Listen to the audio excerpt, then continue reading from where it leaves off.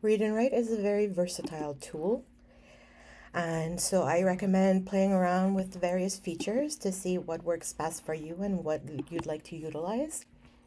Today, we're going to have a brief overview of some of the major functions that students use and find the most beneficial. One of the cool features that it has is that it has a built-in dictionary and picture dictionary. So if you'd like to look up any words, you can look them up directly in here. It will have typically several definitions, and if you press play, you can hear the definitions being read for you. If you're more of a visual person, you can always use the picture dictionary. It's no Picasso, but the visuals are there, and so if you like them, you might find them beneficial. Now, since it has a dictionary and a picture dictionary, you can also use it to create a vocabulary list for yourself. For example, let's say in history class, you have certain words that you need to memorize. So you can add your vocabulary list, as many words as you'd like, press OK, and Read and Write will use its built-in dictionary and picture dictionary to generate a vocabulary list for you on a Word document. Now, as you can see, it tends to have several definitions. What you can do is you can read through the definition, erase any of them that don't fit your class, and really only keep the definitions that are appropriate for your class. You can do the same with the pictures. If you don't like some of the pictures, you can erase them and add your own pictures. And if you like, you can even add your own notes.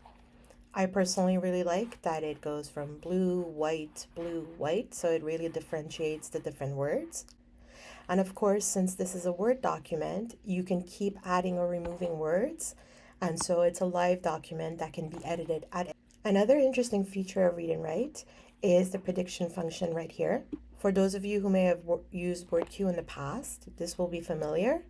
Essentially, the prediction function tries to predict what you're writing, and it will give you a list of words to choose from. So this can be very beneficial for writing, for spelling, that kind of thing. And it is intuitive, so as you write more, it gets to know your writing style and the topic you're writing about, and so the suggestions will become more tailored to what you're writing about. One of the key functions of Read and Write is, of course, the fact that it can read for us. So let's say I want to read this paragraph. You can select your paragraph, press play. We offer a variety of services to meet the needs of students with documented disability. And it's as easy as that. I personally really like that it highlights the entire sentence and then it highlights word by word what we're reading. Don't forget that you can go into the preferences and you can edit many of these features to suit your needs. For example, if I look at the speech settings, I can edit the voice that was reading for me. So I can pick a different voice. For example, one that doesn't have a British accent, or I could make it read faster or read more slowly, whatever I prefer. Another interesting feature of Read and Write is this right here. It allows you to highlight information. Say I'm on a website and I'm doing research about any topic really, and I'm looking for useful information. Well, with this, I can highlight any information that I think might be useful for whatever it is that I'm researching. This way, I can really gauge and see, is this website useful for me? Does it have any information that I need? And if I'm doing research, I'm looking on a lot of different websites, I won't have to have a bunch of tabs open, or I won't have to copy paste entire paragraphs. I can really narrow down what information I may need. I can look it over, gauge whether or not it's useful for me, and then if I do decide that I do want to use this information, it is good for me, I can simply click right here where it says collect highlights, and it will basically compile all this information for me onto a Word document. And there we go. Now, one thing to keep in mind is that we don't own this website, and so as soon as it's refreshed, the highlights will be gone. So it's always good to collect the highlights before stepping away from the computer, just in case it refreshes or the computer shuts down or something like that. Another very interesting feature of Read and Write is the audio maker right here. Let's say I have information that I would like to study or memorize, but I'm on the metro, it's not very convenient to have my laptop out. Well, I can simply select my information. It could be information from a browser, from a Microsoft Word, from a PDF document, from a PowerPoint, on Moodle, anything really. I select my information, I click on the audio maker, and essentially with this tool, I can create an MP3 file. So I can basically make myself an audiobook or a podcast to listen to at any time on the metro, while driving, jogging, cooking, anything like that. And in this way, it's very, very beneficial because you can make any information available to you to listen to at any time. Another feature, which some people love and some people hate, is the screen masking right here. This essentially helps you to follow along with the mouse. Some people find that it's really beneficial, especially for reading. Others find it more distracting. As with many of the other features, it is something that you can customize. So if we go and look at the screen masking functions, for example, you can choose what the color of the mouse would be. You can choose the color of the screen. You can choose the degree of opacity. So as always, I do recommend you play around with the preferences. And then let's say you decide that the screen masking feature is something that you don't like, well, you can take it out of your toolbar so it won't be there anymore. Now, the last thing I'd like to show you is how to use Read&Write to read PDF documents. As I previously mentioned, Read&Write can indeed read PDF files.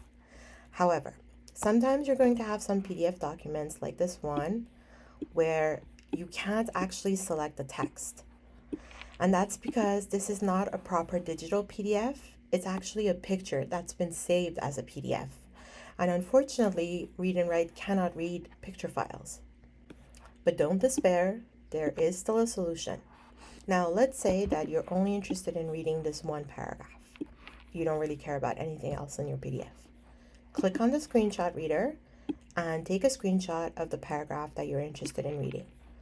When it says OCR in progress, essentially what it's doing, it's taking that screenshot and it's turning it into a digital text. So now this is digital text that's opened up on a Word document. And so now Read&Write can actually read it for you.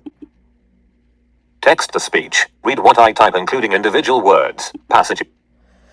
One way to use this sort of as a hack is if you have, let's say, a very long quote in a book that you need to use in an essay, you can simply take a picture of it with your phone, email it to yourself, and use the screenshot reader, and so it will quote unquote type that quote up for you. The only limitation to this really is that it does not recognize handwriting. So whatever you screenshot needs to be something that was printed text. Now, let's say that your PDF document is several pages long and you want to read all of it. 5, 10, 15 pages, whatever. Obviously, you're not going to screenshot page by page. That would not be efficient and it would take too long. Instead, you're going to use the scan function right here. So you're going to select your original document that you wanted to scan.